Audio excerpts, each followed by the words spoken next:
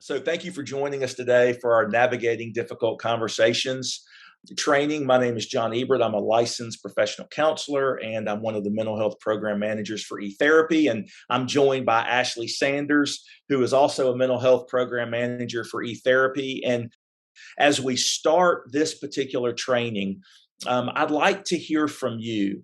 What makes a conversation a difficult one? Any ideas at all? What makes a conversation a difficult one? You can go to the side, grab a sticky note. I believe the link has been put in the chat for this particular Jamboard. What makes a conversation a difficult one?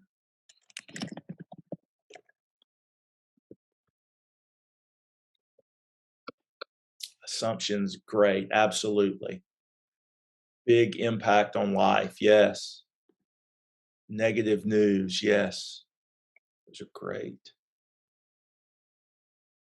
Strong differing, I think that's opinions, yes.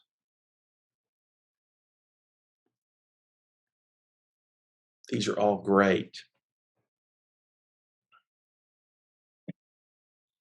I think we've all experienced conversations that were difficult from time to time, and all of these statements will absolutely create challenges in a conversation. But these conversations can't be avoided, and we certainly have to deal with these types of things as they arise. And so, in doing so, we're going to move forward and figure out how we can prepare for these interactions. So we're going to give you just some key things to consider during difficult conversations. But first off, I want to remind you that positive outcomes do not require that the other person be a highly effective communicator. We cannot change another person's background or their communication style. What we can do is make sure that we're taking care of the things that we can take care of. We're being self-aware and considering some of these tips. And if we do that, we can have positive outcomes, even if the other person is not coming from the same place. Yes, it makes it easier. We all hope that everybody that we're communicating with is going to be coming at the conversation in the same way. But that's just not likely when we're working with so many different families, students of different backgrounds and different situations. But what we can do is, number one, prepare. Preparation makes a huge difference in how we feel going into a conversation, but also what energy we're putting out and what information we're able to share.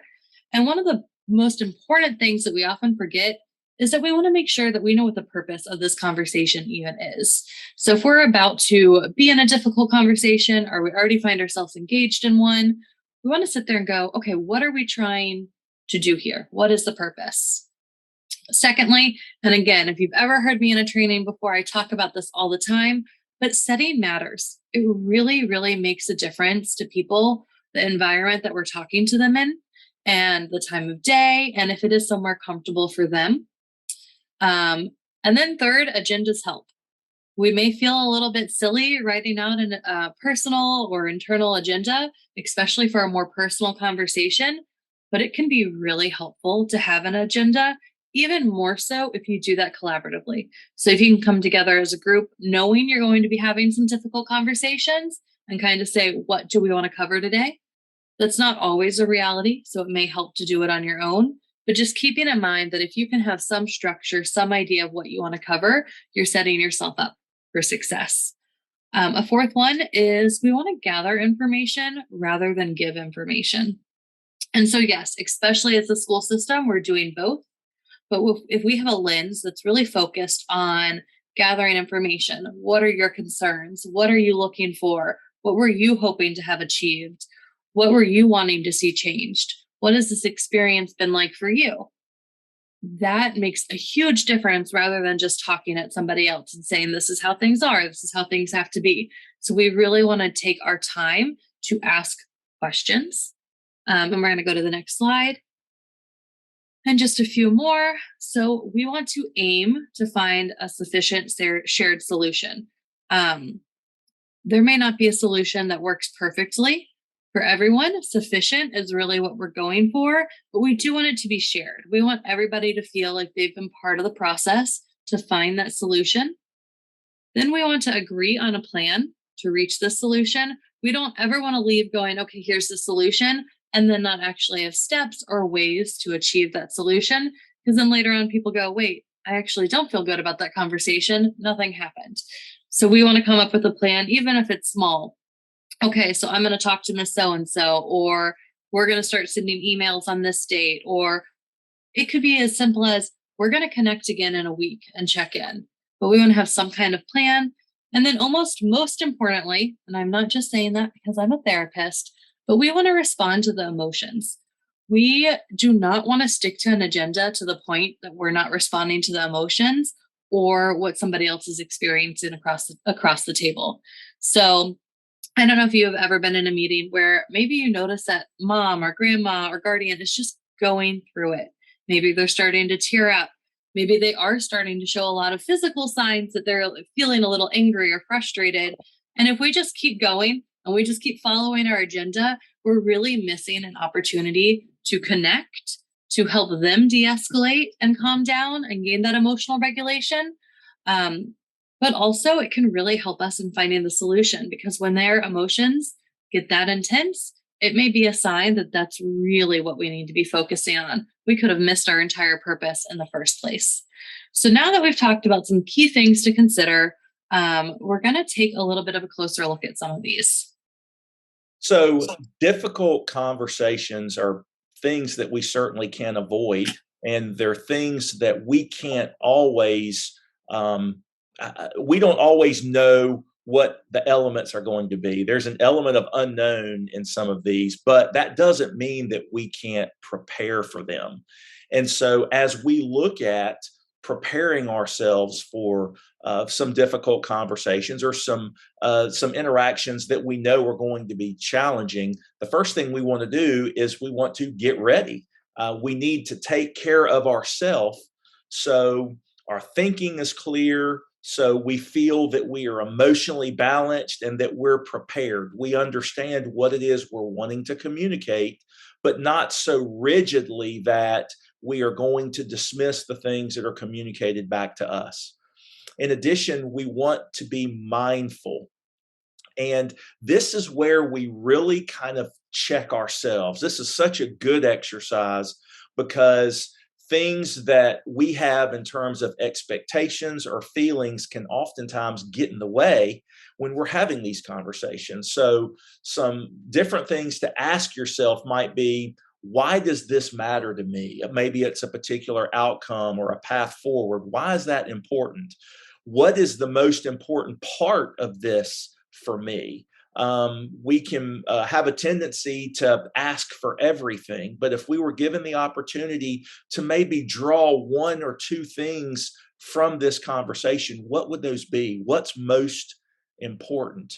And then finally, if this goes the way that I want it to, what will I have accomplished? And that's really, really important, because by identifying what it is that you're going to accomplish, you are going to be able to see, is this something that's good for me, or is this something that is good for us? So being mindful is that second step, really important. Next is plan. Ask yourself some planning questions beforehand. And I love the plan, because without the plan, I find that as soon as the interaction's over, I'm like, oh man, I wish I'd said this, or I meant to ask about that. And so the way that we prepare and plan is really, really important. And so this could be some questions such as, is what I want realistic? Or what is making this situation difficult? We know that the place and the time matters, right? So are logistics something that's making it difficult? These are things that we could possibly change. What about the relationship? Even, is the timing right? And can this person help or make an impact? All of these things are questions that if we consider them beforehand as part of that planning stage, we're going to put ourselves in the best position to be successful. And then finally, timing matters. Ashley mentioned this earlier in this training today, but there are times and places that are going to really set up well for conversations to happen. And then there are times and places that are not going to set up well for conversations to happen. Is the time and the place something that is mutually beneficial for each of you? So now we're going to practice together. We're going to go ahead and go into some breakout groups. And for each scenario, we're going to come up with 3 open-ended questions to get more information. Okay, so now that we're in our breakout groups, let's take a look at scenario 1. Over the last 3 weeks, Sandy has stopped completing class assignments. Prior, they always handed everything in on time. You know that they have an upcoming IEP meeting because the family says that the missed work is due to the teacher. So does anybody want to shout out one open-ended question that you could use to gather more information? And I'll get you started. One of the things I would want to know is this happening in other classes? Yeah, I think that's a great question. Is there any significant event that maybe has occurred that at school or at home that could have an impact? And there's even a great opportunity to say, all right, you're feeling like this is due to the teacher. Can you tell me a little bit more about that? Because I would love to know why they think that this is something that's coming from the teacher. All right, now we can take a look at scenario 2. Jose turned in a plagiarized paper for his English class.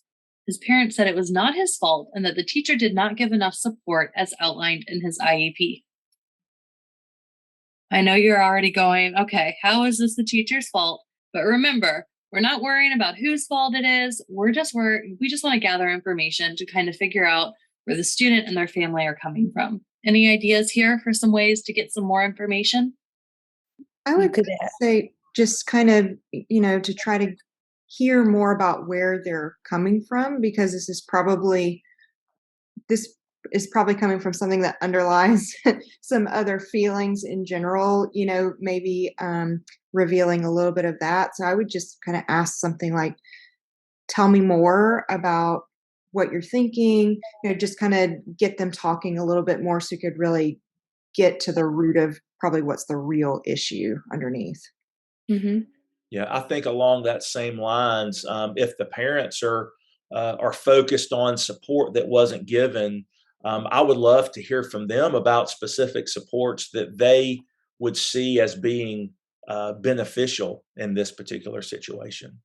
Yeah, I think it'd be interesting to find out exactly what the student thought the assignment was and kind of where that miscommunication took place so that you could clarify for the future. Yeah, I love that. I always like to ask students if they've done something like this, like kind of more so like, well, what was happening when you made this decision? Because the point at which they made that decision can tell a lot to us about what's going on. So great idea is to get more support or more of an idea what the parents want for support, but also figure out more so what was happening for the student. And then let's take a look at our final scenario. A mother of one of your students is requesting additional accommodations that you and the team do not feel would benefit her child. In fact, you aren't sure how the accommodations even relate to the student's needs. For example, the mother wants extended time, even though her child is always the first one done. So how are you going to address that? And I know we've all been in meetings before where a family wants extended time, and we're just not necessarily seeing where that's coming from for them. I think it'd be interesting to find out, what is behind the need for the extended time. One, has the student requested it? Is it that the parent is concerned that the student gets anxious? Like, what is the underlying issue there so that you could address that maybe before you address the solution? Yeah, awesome. I think it would be helpful too going back to what we talked about previously, to acknowledge, that they're trying to advocate for their student and, acknowledge that you appreciate that and that you're on the same team. You both want the student to be as successful as possible. And, tell me more about what you think would help them specifically to be more successful. Because when they start explaining what their student really needs, it might not really be more time. Maybe that's just, their kind of go to what they blurted out. But maybe when they explain more what they think would really help their student, you might find out that it's something that actually makes a lot more sense for the student that you can implement together. Yeah, I think one thing that even comes to mind for me is, we can in our mind think more time isn't going to solve the issue, right? Just giving her more time. But what if we could focus with the parents on, do you feel that there is a specific activity that would support your daughter better if we give her extra time, such as maybe reviewing her answers or reviewing her work to make sure she's answered all the questions, especially since she's one of the first ones to always turn her paper in. Yeah, some really great points. And what I really want you to take away from this is that a lot of the times, as people in education, we are problem solvers, we are thinkers, we are ready to get the job done. But sometimes in these meetings, when we're having difficult conversations, the best thing we can do is gather that data, get a little bit more about what's happening for other people in the situation, and that can really help inform the conversation to make it less challenging. So when we find ourselves in these situations, there are some key things that we want to make sure that we're mindful of. And to begin, we really want to employ empathy when we're having these conversations, whether it's with a parent or whether it's with a student or a coworker, because we are really needing to understand what it is that's driving decisions or choices or the needs that are being communicated. Seek first to understand and then to be understood. So these open-ended questions are what allow us the best opportunity to better understand. Next, we want to be aware of emotions because we know that emotions are going to impact communication, both expressive and receptive. Being aware of the emotions that we're seeing, maybe taking note of our own personal emotions. Maybe there's signs that the person we're speaking with is upset. And then, most importantly, if our emotions are coming into play, we have to make sure that we are taking the opportunity and knowing how to regulate ourself and our own emotional responses. And then finally, listen, notice, and reflect. We absolutely want to demonstrate that we understand, and active listening is a way that we can do that. Kind of asking clarifying questions is a way that we can do that. But we also want to identify what it is the person wants and what it is that we want. So our solution is a representative of all of the parties that are involved. Okay, so now we're going to practice responding to that emotion. As we mentioned at the start of this presentation, when we take the space to go, okay, there are a lot of feelings in this room and we need to address them, acknowledge them rather than just pushing forward, we really open up the space to make a conversation go easier. So, in each of these scenarios, I want you to get in your breakout group and then reflect the feeling of the scenario and then share suggestions for ways you could help lower the intensity during the meeting. And this could be anything. You can be really inventive. It may be your go to, it may be something you've never tried before. We're all learning together about things that may work. So let's go ahead and get in our breakout groups. Okay, now that we're all back together, we're just going to take a look at scenario one. For scenario one, Jose is a student that is newer to your school. He's quiet, keeps his face hidden during virtual classes. He's really hard to engage. He recently stopped doing any work and he became combative when this was addressed, yelling, writing inappropriate things in the chat box. Since he's an online student, you're meeting a few days later and he is being quiet while glaring at you. So, somebody from the group, can you tell me what feeling you would reflect? Doesn't have to be perfect, just something that you're noticing. He's angry. Yeah. Is there a change in feeling or response too that you've noticed? That's another thing that I always keep in mind. When I see a change in something, someone goes from being quiet to being uh, combative. That's indicative that something's going on. Okay, so we've identified definitely anger, I agree. And then, or frustration, or he is, definitely feeling upset of some type. So, how would you work with Jose to kind of turn things around and change the intensity? Because he's coming at this meeting glaring. He's already mad from a few days ago. What do you think would help? Any ideas? I would think opening up some room to talk, maybe not even about this particular problem of him, basically being rude during the class, but it seems indicative of something else that's going on, maybe in his personal life or, something that we don't know. So maybe opening up the conversation of just like, let's have some time to talk and tell me about what's going on and having kind of a moment of vulnerability where maybe he feels safe to share that and you can find out what's really behind those emotions. Awesome. I love that idea. I think that sometimes we don't want to just jump in to something that happened a few days ago or something that's caused a conflict. We just want to, you're at a new school. How's that going? Um, we could also point out the body language we're noticing. So it seems like you're still feeling really upset from the other day. Like, I want you to know that, like, this is a meeting to partner, where we're going to work together. So if we don't go in lecturing, but instead curious, like Sarah said, that's perfect. So now let's take a look at scenario 2 as a group. Miss Smith is the mom of one of your favorite students. She always emails regularly with complaints, though. Today, she's at the meeting saying her daughter is falling behind and she's going to fail. She is saying it is everyone's fault that her daughter is behind in course credits and won't graduate on time. So, what feeling are you noticing that mom is experiencing? Frustration. Definitely, I notice a lot of fear as a mom. I know that we walk around feeling a lot of like fear about our kids and are they doing okay? A bit of helplessness too, I think. Mhm. Um, as a therapist, I'm throwing the word projection out there, but a lot of her emotion, I think, is being projected out in her communications. And she's scared, she's nervous, she's overwhelmed. Um, yeah. Sort of doesn't know what to do, I think, also in this situation. Definitely. So, some of the things that we could do to lower intensity, and that's going to be different for everyone. But remember, we've talked about gathering information. We want to know more about why mom is feeling like they're not having their needs met as a family.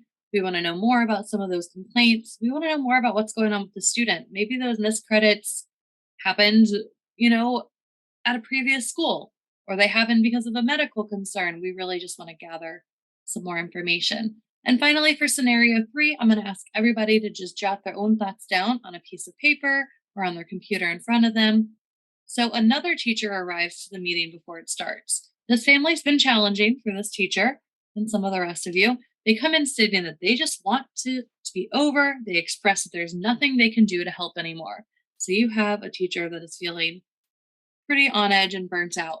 So I want you to think about how you can respond to a colleague in that situation, what they may be feeling, and then how you can help that meeting be positive going forward because we've all been in that meeting where somebody's just having a tough time, maybe personally or professionally, and it's coming into our meeting.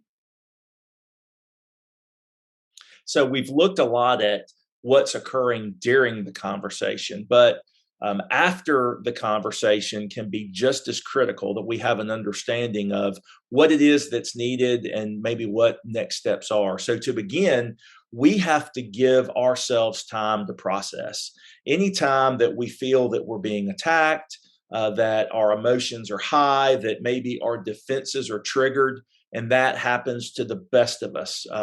Most educators have been in a situation where they feel that they are blamed for everything, and we're human, so we are going to respond in a certain way. We need some time to process the conversation that we've just had. What are some ways that you process stressful events or challenging events? I know for me personally, I try to look at, is my feeling what's driving kind of the outcome that's in my head, or is there factual evidence that is pointing me to that particular interpretation? Does anybody else have any ways that they process stressful or challenging events? I like to talk it out with people I trust who can give me some feedback about, you know, how I handled things, some different perspectives, but I don't feel as emotionally on edge. Yeah, and I've found, Ashley, that's a great point. I found that allowing myself to come down before I even try to process that with anybody is good. There might be one or two people that I will vent to, but venting and processing are two very different things. The venting is kind of the expulsion of the emotion, but certainly processing to gain some of those independent points of view is really a good step. And then next, determine next steps. And I think to begin, identifying if you're happy with the outcome. Sometimes the answer is no, sometimes the answer is yes, but identifying how you're feeling about the outcome is important. And if you're happy with the outcome, are there any action steps that need to be taken? Any on your part, any that might need to be communicated out to other people that are involved? And then because we are not perfect. Sometimes conversations do not go the way they were intended. Sometimes we say and do things in error. I mean, we're all human after all. We need to determine whether or not we need a do over. Was the outcome one that was acceptable or not? And if it wasn't, and we determine that a do over is needed, are there statements that we can create that might help to restart the conversation? These are not you statements, right, that are going to make the person defensive, but statements that are going to facilitate us picking up the conversation. An example might be, this didn't go how I had hoped, so can we rewind and try again? It's about I statements here. So we're going to go to our breakout rooms and we're going to practice what some statements might be that you could say to somebody that would reignite conversation moving forward. Awesome job in those breakout groups. It's always so good to get to practice those parts of conversations that can be uncomfortable because it makes us feel more prepared when we have that happen in our personal life. But the other thing we want to prepare for is unexpected conversations. We've talked a lot about being prepared and when you know a conversation's coming, but sometimes you can have a boss or a parent or a student start an unexpected conversation that you can just tell is going to be difficult.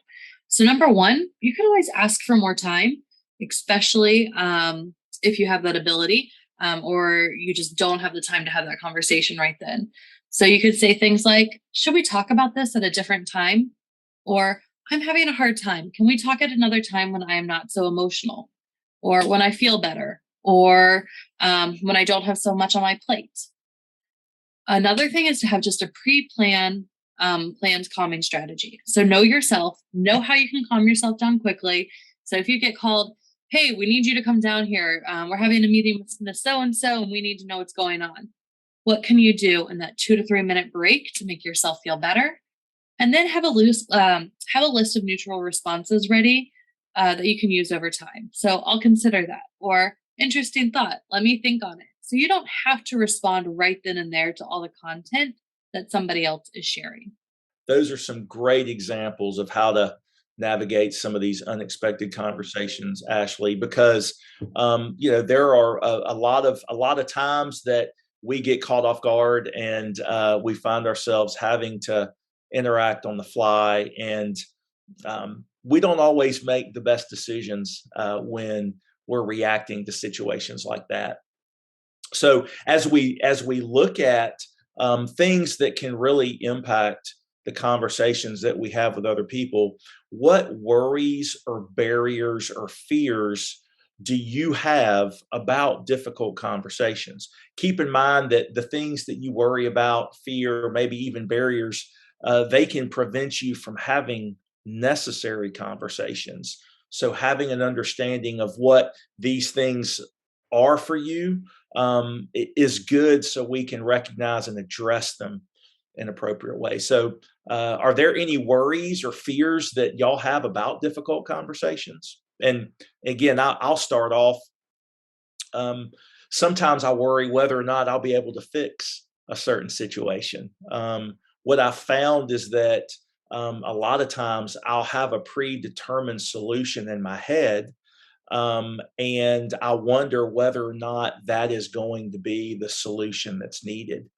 But being able to be flexible, being able to incorporate feedback that you get from other people kind of helps to remove that fear. But you don't know exactly that's going to look like until you get into the situation. So maybe some of the unknown elements, right, is a fear that I can have about difficult conversations.